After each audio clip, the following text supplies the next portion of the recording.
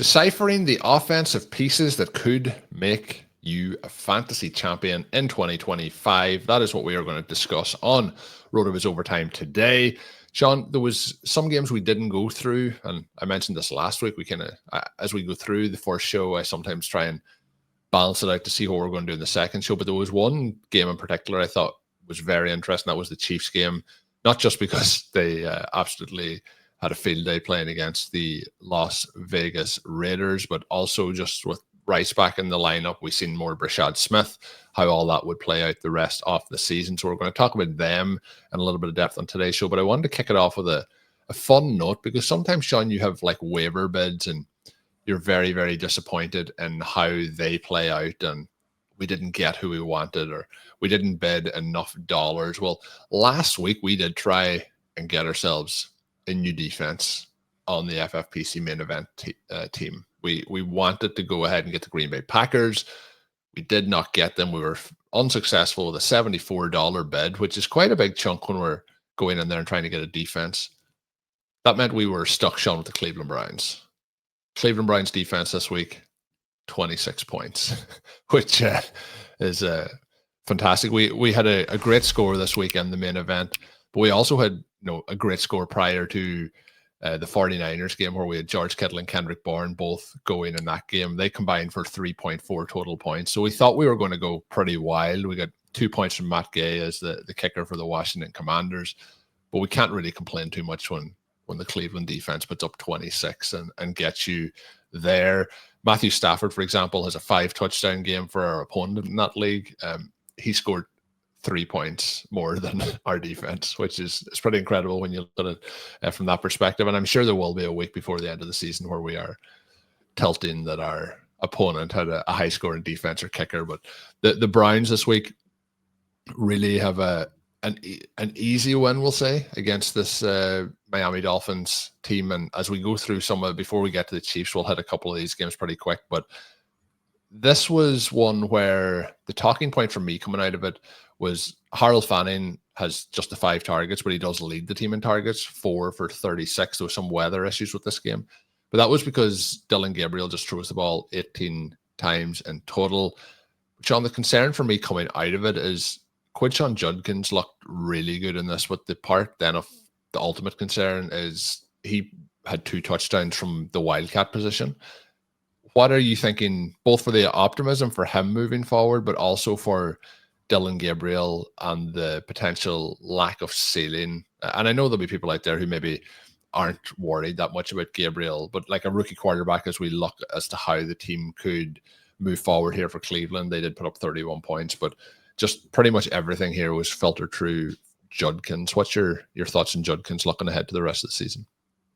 Well, he looked very good, and he broke the big run early.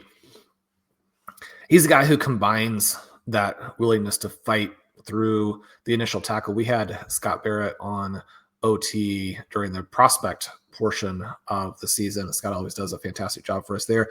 The one guy that we did debate a bit was Judkins, because his just straightforward efficiency the last couple of years in college wasn't particularly good. And if you struggle at that level, can't make your size, physicality, athleticism translate into yards, then your ability to do it in the NFL certainly is at least up for question.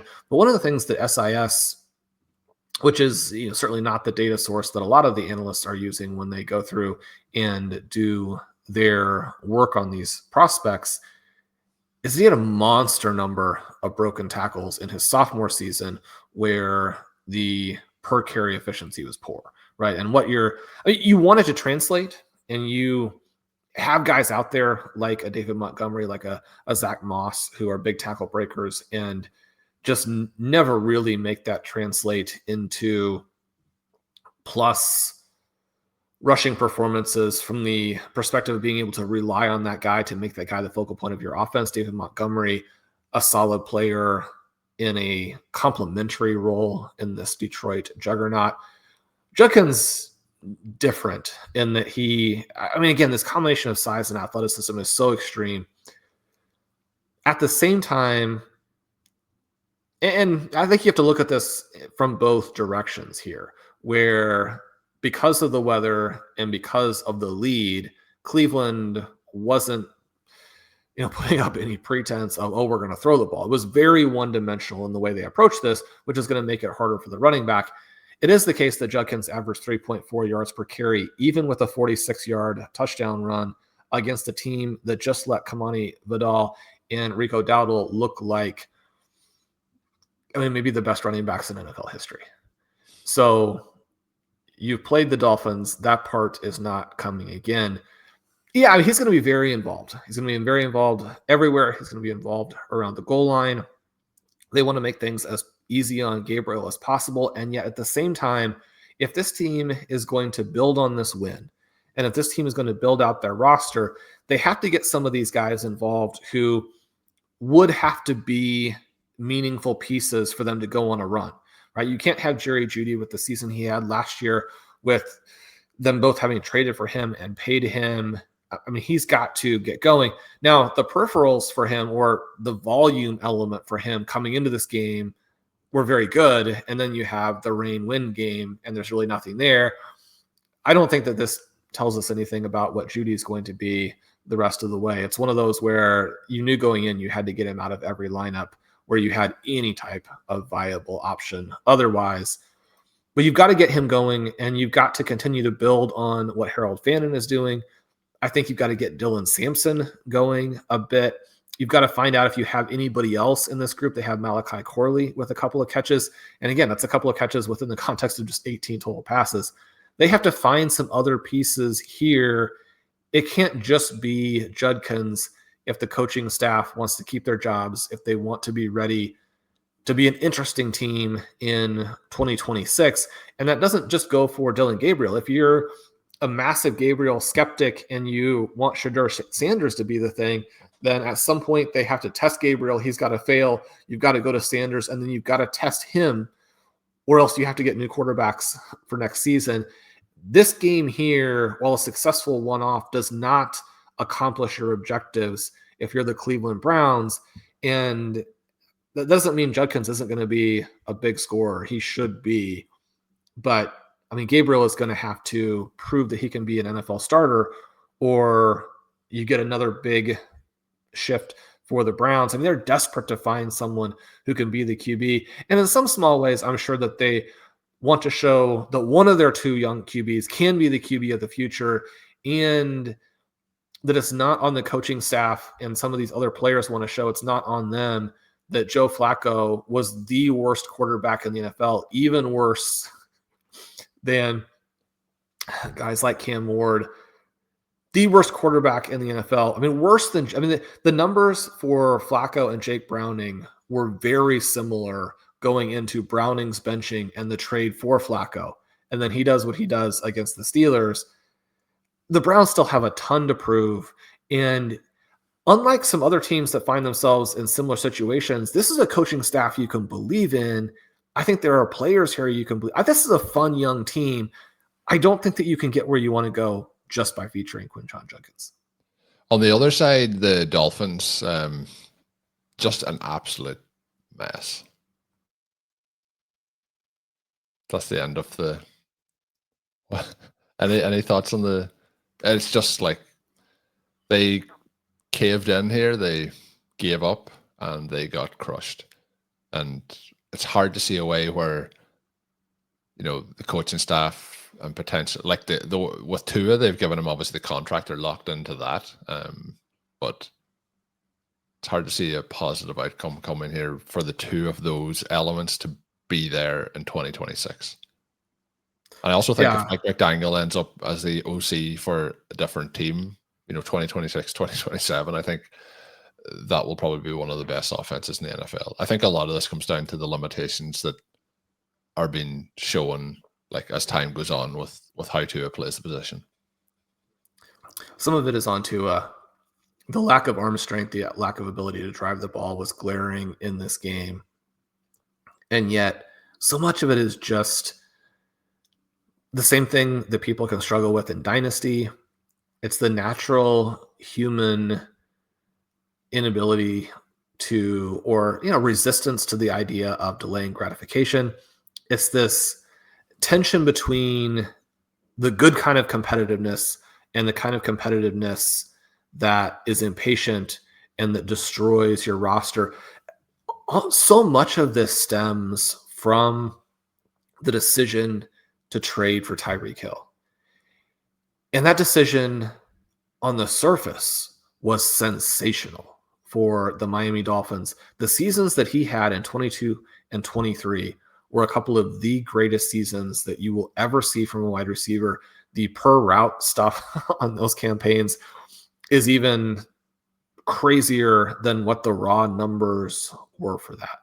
What they were able to accomplish, what Mike McDaniel was able to do. And you have to give credit to Tua, and you've got to give credit to the players for that as well, not just McDaniel, right? But going big on that trade hollowed out some of the depth, created problems with the salary cap, and also perfectly illustrated what the front office with the Dolphins wanted to do, was willing to do to win now, and their lack of interest in building depth on the roster, building the full team. Because when you watch this Dolphins team, I mean, again, the way they're getting shredded by opposing running backs is, I mean, there aren't too many things that happen in the NFL that are just a pure embarrassment, because even the worst teams are full of NFL players.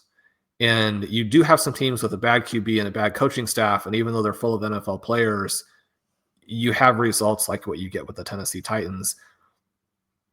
The Dolphins are just not an NFL team, right? They don't have legitimate starters on defense. They don't have an offensive line. What Achane has been able to do with the lack of running room, the lack of threat in the passing game, I mean, his season has been one of the crazier things. And this game, obviously, not a peak Achane game. But, I mean, Tua here, the 12 for 23, throws for 100 yards, throws the 3 picks, he gets sacked. He looks at the end like he's trying to get himself benched and everyone fired.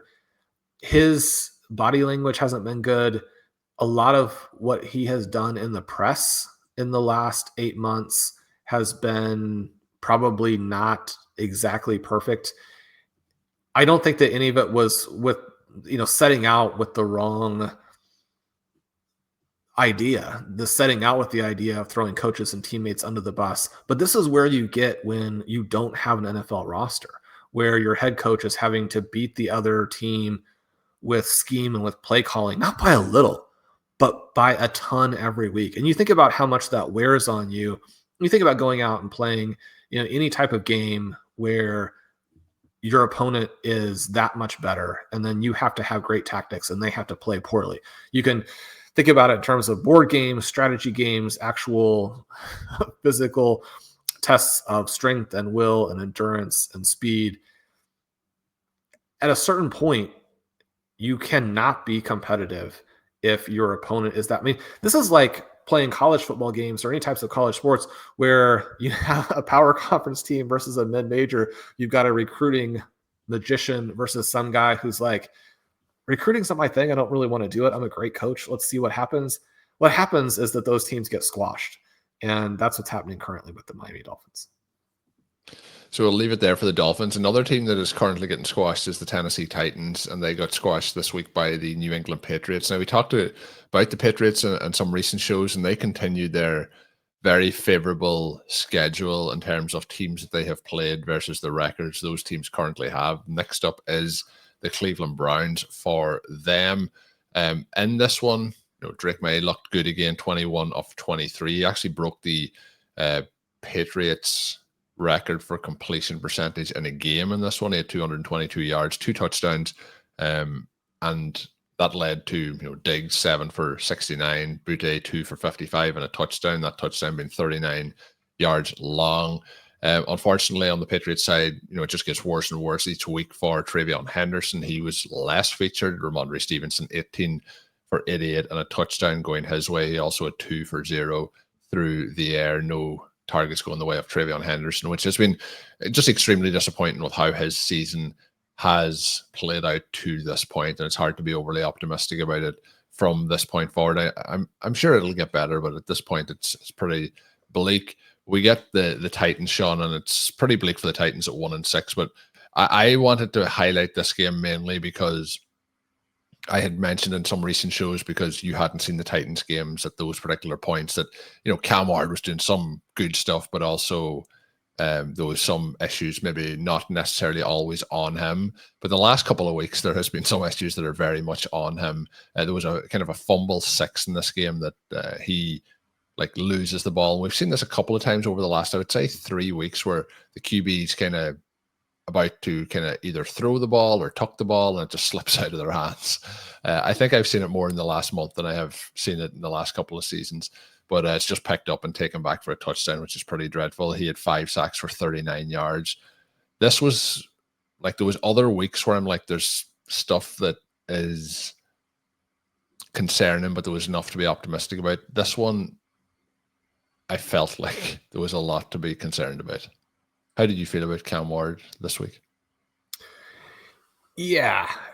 I mean, you have that sensational throw to DK for the touchdown early, where you see all of that arm talent. I mean, this was a game that featured arm talent, right? This was not the left-handed quarterback battle in the rain. So that part was fun. You go back to the decision-making with the Titans, where the Titans wanted to join the 21st century. They wanted to build a modern franchise. They wanted to have less of Derrick Henry plowing into the line. They wanted less of Mike Vrabel trying to win these games with defense and with his best. Well, they wanted it to be less of the macho coaching experience. The problem that you can run into with this is that you can strip your team of competence really fast. And you make that move from Vrabel to Callahan. Colm, is this revisionist to you to say that they had the right general direction, but they didn't have the people in there to evaluate the individual decisions? Because you fire a competent, if unexciting, head coach, but certainly a head coach who can turn back around when given star players like a Drake Maye, and star players in a super easy schedule, but they look good, right? I mean, Mike Vrabel is going to be able to win in New England. There's no question there. But you hire someone who shouldn't have been in your interview group. You decide to get rid of Derrick Henry, and then you simultaneously bring in Tony Pollard. One of the elements here is that you wanted to get younger and you wanted to have this more multiple element to your attack, but you bring in a player coming off of a down season and you displace a young player on your own roster in Tyjae Spears, who's coming off of a breakout season. Now, Spears has not stayed healthy enough to have been the guy, but this is another situation where you can look at the chain of events in decision-making and say, this was never going to work. It's not just bad luck. It was not going to work because you made too many decisions that didn't follow from what your big picture objective was, right? Those things have to fit together. And then you've got to hit on some personnel. You look at Ward, they have the number 1 pick in a draft that doesn't have any clear-cut franchise guys. We like Ward. We think that he can be good if he's surrounded by the right pieces, but it's so hard to develop a team when you have an interim coach and your top targets are DK and Eilmanor. How do you get from the position where you have AJ Brown, Derrick Henry, Mike Vrabel, and you're thinking, what we have to do is tear this down. And now you have this. And I think that eventually they will, I don't know if they'll get it right, but they'll make some moves in the correct direction. DK and Iomanner were not. I mean, DK was basically a non-prospect, and when you're forcing him the volume that he has in this game because he's got the speed. Now, again, he caught all of the passes. He scores the long touchdown. There's some excitement there, but it's so tough if that's what your young QB is dealing with.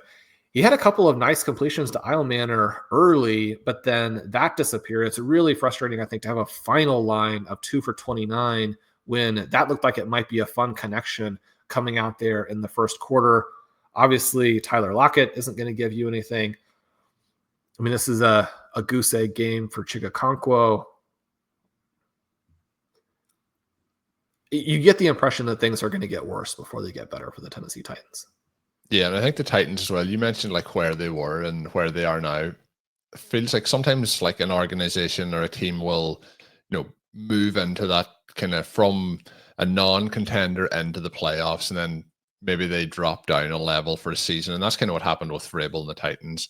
They go 11-5, they go 12-5, then they go 7-10, then 6-11, then he's fired. But in those situations, like a lot of what gets them to that level is the head coach and the environment that they've created. But what also then happens is when they drop down, basically they're almost like a victim of their own success. They got the team to the playoff, but then people start to say like, well, he's not the guy to get us over the line. And I think like he was a much better coach than what they currently have at this moment in time. And I think that was on display again, when he's on the opposite sideline in this one.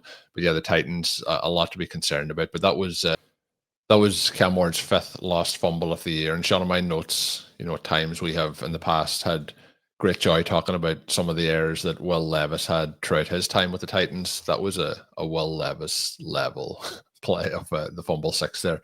But we'll see if he can tidy that up as the season goes along, and then how he develops. I'm still optimistic about how it'll go, but just, when I've been talking about him, I've been kind of maybe a little bit more favorable than this game certainly would have showed him up to be.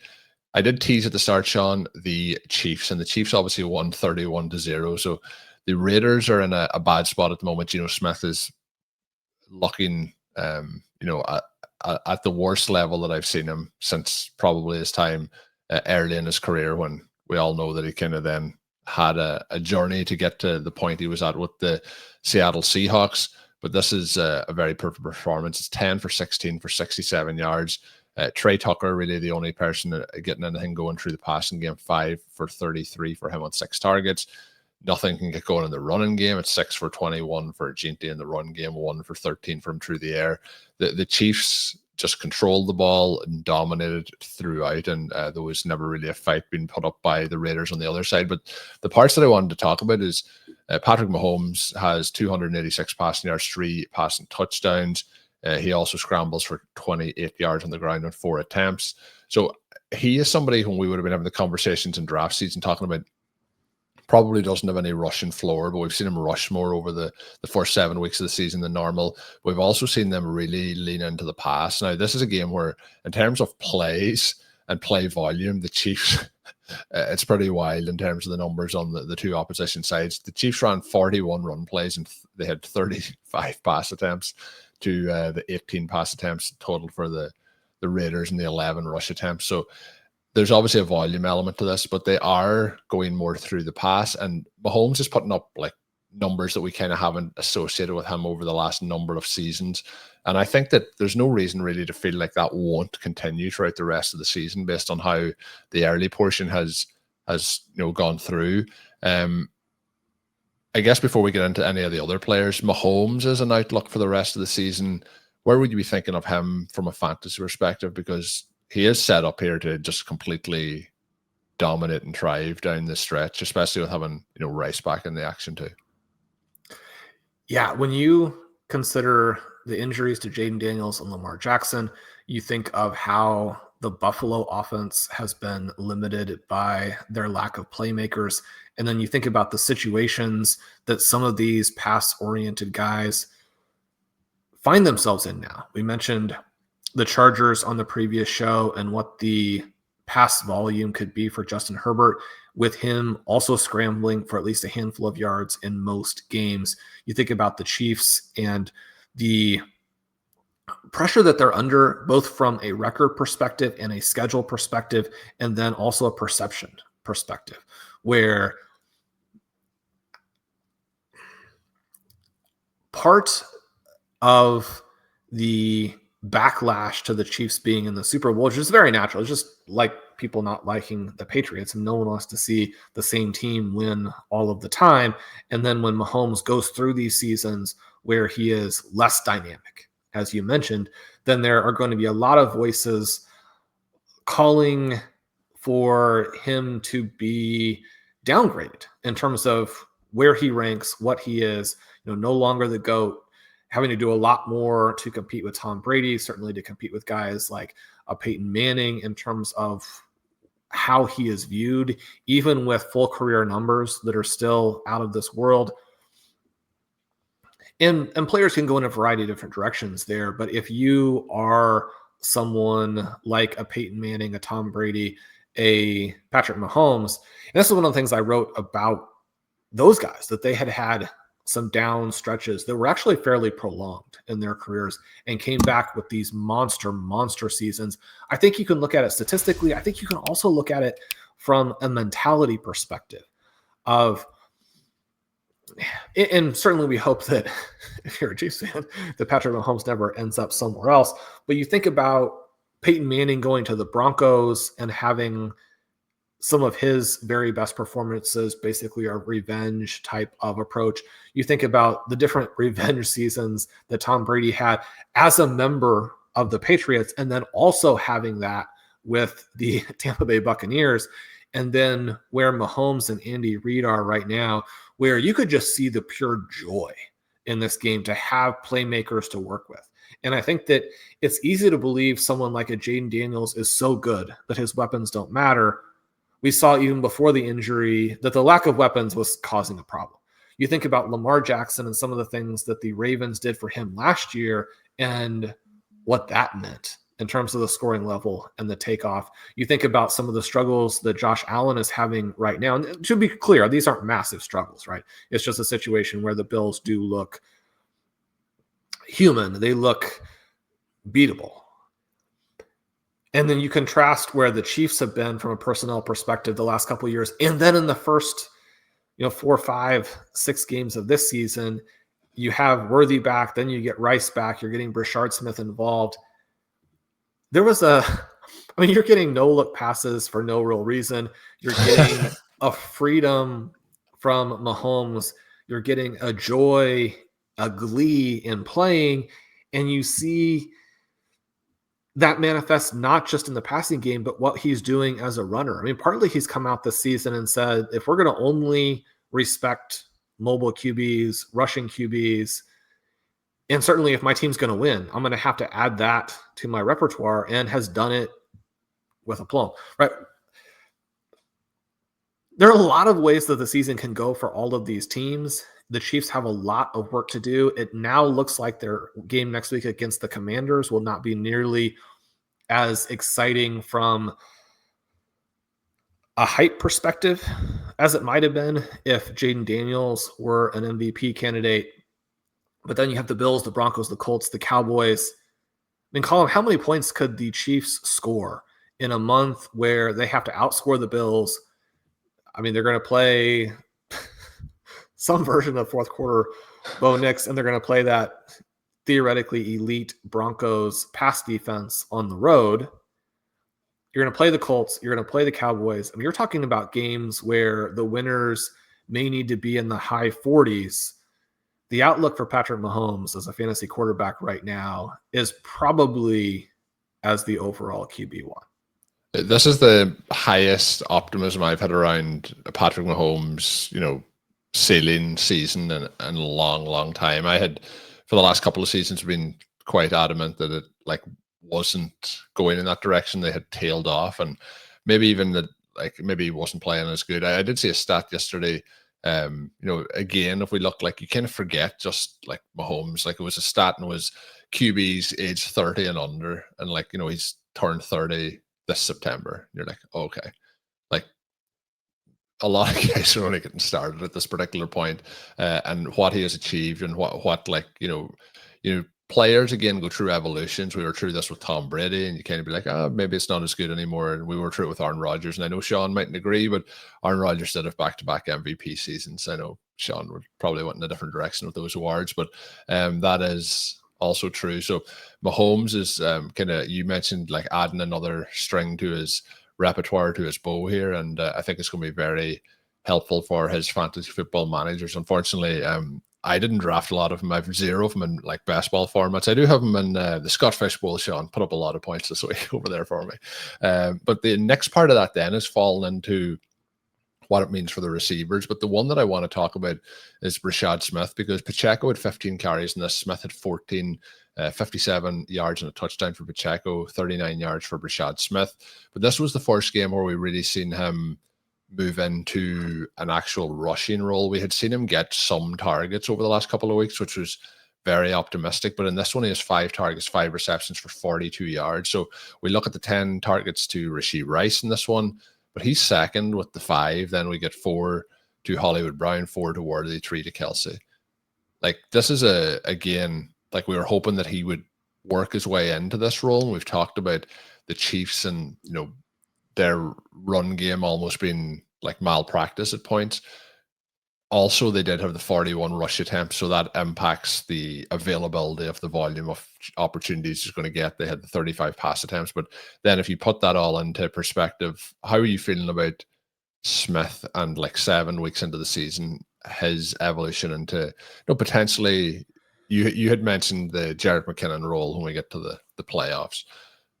This has to be a big positive, but how much of it do you put down to the opposition and the play volume that the Chiefs had?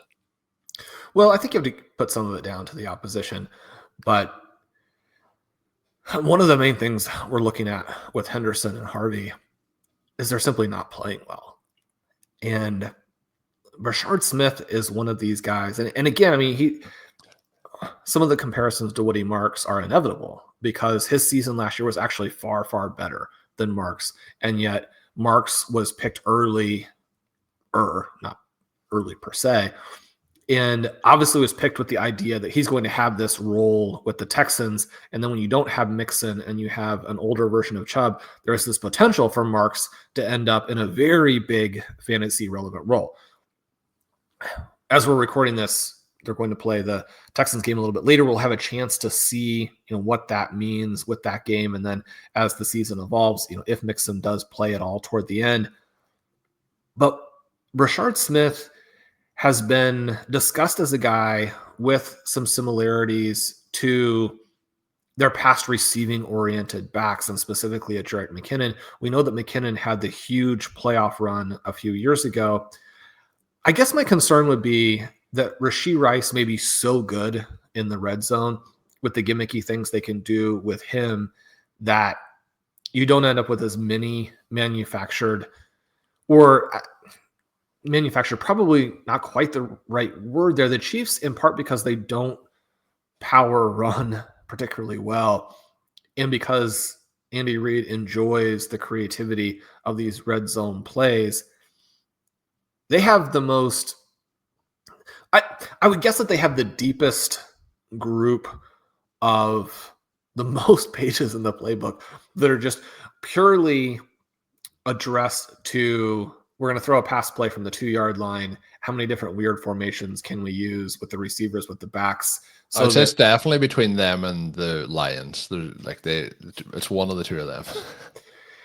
And so on so many of these plays, there's no one around the receiver when he finally catches the ball and walks in. I think that we have that in the future for Smith. Certainly after what the Chiefs were able to do with Rice in his very first game back, that he is going to be drawing what previously was the Travis Kelce attention around the goal line, right? Where those shovel passes, the gimmicky plays are going to go to Kelce. Now we have a strong belief that they're going to go to Rice. That should free up Smith off of that.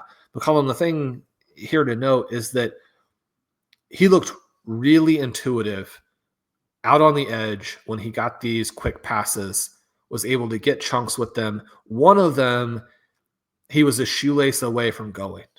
And we talked about it last week. You have to have him on your rosters if he's out there, even if you're in a super shallow league. Even in shallow leagues, he probably was snapped up last week. But if he is not, I mean, you've got to get him. I mean, he'd certainly be 1,000% ownership guy if he had broken that play, which again was so close. Yeah, he definitely would be 100% rostered. I don't know about the 1,000%. That might be a step too far. But in terms of the Rashee Rice play, it's that, the pivot pass, or that, as he goes across the line, it's handed off on this one. But they did run that same play, but coming from the opposite side to Smith in this game, which I also thought was a positive in how they're thinking about him in the red zone. So there was just a huge amount in this going in the right direction, even in the earlier portions of the game, that I thought was very positive for Smith moving forward here, and excited to pair that with Patrick Mahomes. Rashee Rice, you mentioned kind of manufacturing and how they're going to use him. A lot of it, within 5 yards of the line of scrimmage, but he does have 7 for 42 and 2 touchdowns. So a huge day for him to come back and to get involved in the way he did. People who drafted him this offseason, or if you have him on dynasty rosters, have to be very enthusiastic about how he was used and how that was implemented. Looking at how this game went and how he was used, how Worthy was used, I thought it was a lot more kind of decoy stuff from Worthy. We were back to that element that we were seeing early last season. Do you think there's much to take away from how the team will use both of those guys as we move forward here? Obviously, Hollywood Brown also got the touchdown in this one, but Worthy and Rice, do you think it could be a case like next week we're kind of looking at it from the opposite perspective, that they go the direction of Worthy, and do you think Rice is the wide receiver 1 moving forward here? Well, I definitely think that Rice is the wide receiver 1. I think that when you have some of the limitations that Worthy has, but you also are dealing with that injury, I don't think that we're going to see the real Xavier Worthy until 2026 now. I still expect him to have a Deshaun Jackson plus type of stretch with the Chiefs. But in this particular version of the offense, what you can do manufacturing things for Rice and then have all of these guys playing off of them. Because right now, even though the volume is low, you are getting some production for Tyquan Thornton. And to have his vertical ability stresses the defense a bit. We're seeing Hollywood Brown take over some of the plays that Worthy probably would have run if he hadn't gotten hurt. Those touchdowns to him instead of Worthy are going to skew it a little bit more. It'll be interesting to see how much manufacture we get for Worthy as we get in. You talk about it could be one guy 1 week, one guy the next. You do get this end around from Worthy that he looks very dynamic on. He doesn't have an opportunity to catch a touchdown in this game and ends up bobbling the ball, and as a result is tackled as opposed to going in. And it's going to determine or depend so much on what defenses try to stop. If they do sell out to stop Rice, which no defense was ever selling out to stop Isaiah Pacheco, which was a problem within the context of how the overall offense works. If defenses try and take Rice away, you're going to start getting Worthy over the top. One of the things that has been absent from this season that we got last year were a bunch of these near miss vertical shots to Worthy that would have been worth 10, 11 points just on the individual play. You've got to get some of those plays back in as the season moves along in order for Worthy to hit on, the 80th percentile version, or even really the 50th percentile version of his range.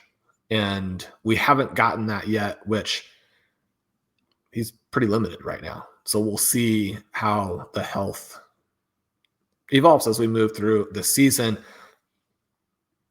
You now have some incentive as the Chiefs to make sure that he's healthy for the stretch run. Now, we talked about the teams they're going to face over the next 5 weeks.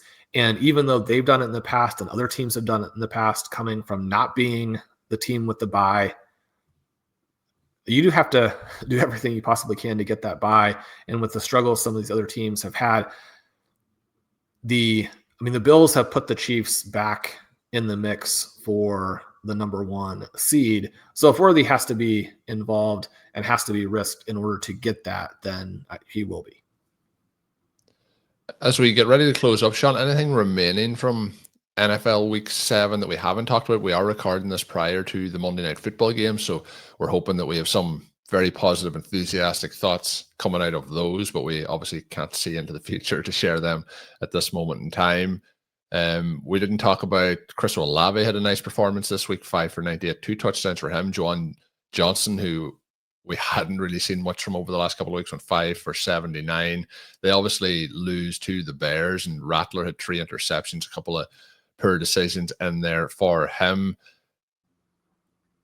And I guess I didn't get a chance. You and Ben talked about the Cowboys. Dak Prescott is playing incredible football at the moment. Might be playing some of the best quarterback play in the entire NFL. Had another very big game from him. CeeDee Lamb was back in the lineup. He has a nice catch, and the two defenders decided to collide with each other to allow him to scamper home. Was like George Pickens is the closest person to him for the last like 40 yards of the run to the end zone.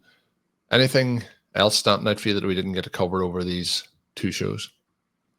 Well, I did want to ask you your thoughts on your Packers and the tactics there. This is another game where they just don't have the ball. And you have Micah Parsons, you have him very clearly wreaking havoc. He has 3 sacks in this game. Jacoby Brissett is under siege the entire time. The game that he played, anybody who looks at the box scores without the context, the game that he played was just incredible.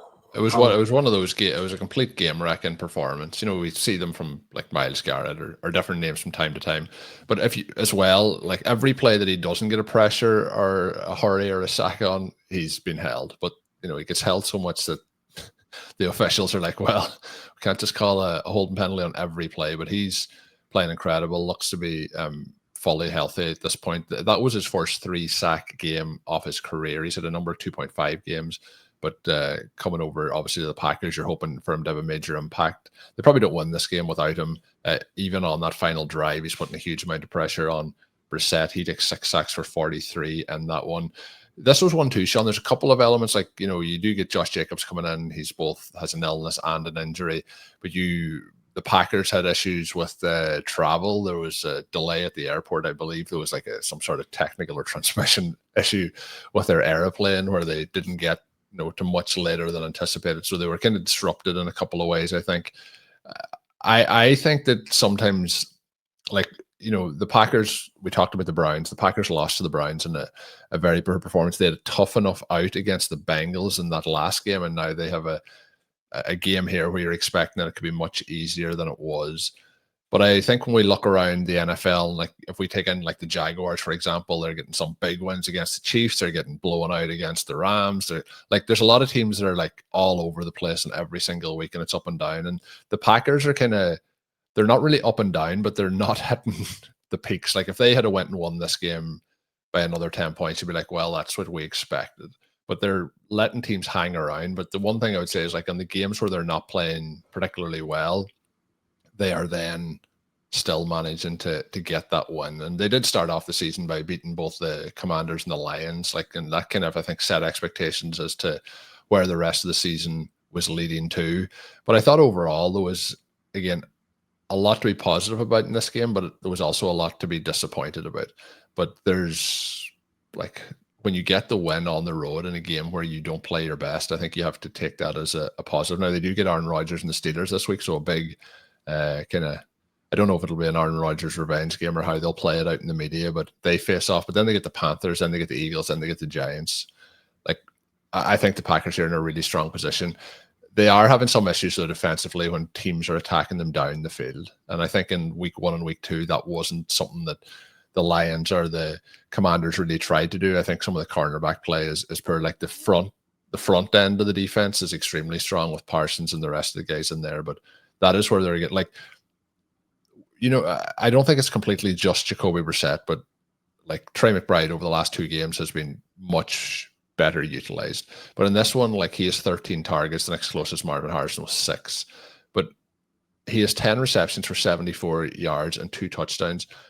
And I don't know if the Packers realized that Trey McBride was like a tight end who could catch the ball, because they decided the best way like to cover him was to just like not put anyone on him and leave him wide open. Like we do give Kyler Murray a hard time, but like wide open receivers at the front of the end zone, Trey McBride is probably an error by the defense. You were talking about the holding with Micah Parsons. It did crack me up because they had a little bit of a breakdown on McBride's first touchdown. The next time the Cardinals had the ball, the first pattern that McBride ran, it was like peak Travis Kelce, old school Tony Gonzalez. He runs down the field. There are two Packers with him, just like jump on and go for a ride for the entire route. You're getting some respect when you have one of the clearest double teams in NFL history, when those guys are also both in the process of undressing you throughout the entire play. For one play after the touchdown, they remembered that he was out there. Otherwise, they did let him roam a bit free. Colm, the Packers are winning. That's important. We talked about how the Cardinals led. Well, we alluded to the fact that they led more in this game than the Packers had facing deficits all season. The final stats paint a picture of a game that the Cardinals should have won, and that they have more first downs. With 9 minutes more time of possession. Yeah, I mean, they're 7 for 14 on third down. The Packers, you can always kind of pick out different things and say, okay, well, the tactics here aren't what I would have preferred, but they did work. They did win. But they didn't really work, right? 3 for 10 on third down, not being able to control the ball. They run 17 fewer plays, right? You talk about the time of possession, which can matter when it manifests in terms of what you can do from a play perspective. You can't let a Jacoby Brissett-led Cardinals team that is taking sacks and can't run the ball. You can't give them 17 more plays than you, because they're the team that can actually sustain drives. This game is a bit of a cipher in that you don't have much in the way of meaningful performances from the Cardinals outside of McBride, and yet you get that Michael Wilson play. He goes 3 for 40. That's not any kind of a huge game, but when he made the plays, they were big plays. You get a couple of long passes to Zay Jones. You get Michael Carter even out of the backfield making some plays. I mean, this is a team that was able to spread things around. You look at the Packers side, and it really is Josh Jacobs and Romeo Doubs. Now, Tucker Kraft is a one. They have to get. I know we want like Golden involved more. Like Tucker Kraft should be far more a part of this offense. Like I think this is a game where he has 10 targets, and he had a couple of targets where he seemed sort of worn out when the ball got there and doesn't really get his hands up. Even with that being the case, I mean, 15 targets a game for Tucker Kraft, and the Packers go undefeated the rest of the way. I think even like some of the stuff that the Packers do is a little bit at times like the Broncos, where it's like some short stuff, short of the sticks, and then they're taking a shot, and then short of the sticks, and then taking a shot. But I think like with the ability that Tucker Kraft has after the catch, I think that like he needs to just be implemented more into it. I thought Golden looked good again. I do think that like when we're looking at this Cardinals team, and now you're factoring in Jacoby Brissett, like they played the Colts last week. They put up 27 against the Colts, and they like pushed them all the way as well. So I think there is some parts, like it's just sometimes you have to just get over the line and win these games. I'm very optimistic about season long for the Packers, but I also think that they have a lot of little areas where they need to iron those out.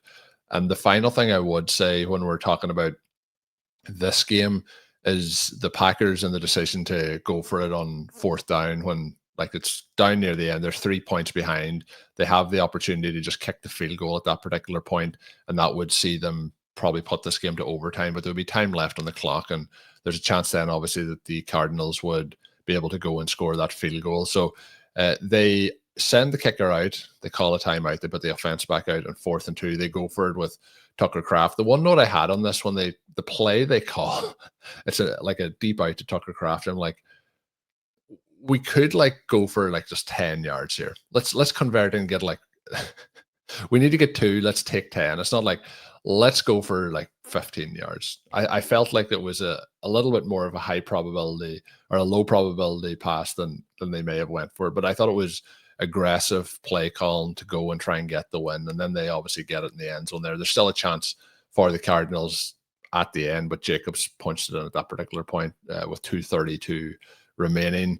So I thought that was an aggressive play calling decision. And also, again, there's some stuff with the play calling that I know the Packers universe aren't overly enthused about. But again, I do think in this stage of the season, it's about getting those wins from an NFL perspective and then seeing what happens. But from a fantasy perspective, Josh Jacobs is going to continue to get his. I know in Stealing Bananas, you joked about him being in Matt LaFleur's fantasy team. But I think that one area, like I think if we get Tucker Kraft and Matthew Golden going, I think this offense will be extremely exciting moving down the stretch. The numbers for Jordan Love have been good. This wasn't his best performance, even though he pulls out some of the key throws in the biggest moments to win the game. As you mentioned, that part important. That's something you want to see from your franchise QB. The SIS numbers for him throughout the season have suggested that this Packers team should be more aggressive passing the ball, that he is playing at a very high level. You add back in some of the guys that they're going to get healthy. I mean, this could be the team that over the second half of 2023 looked like the best team in football. You consider what they have at the running back position, what they have on the defensive line. Packers clearly a Super Bowl contender. You just want them to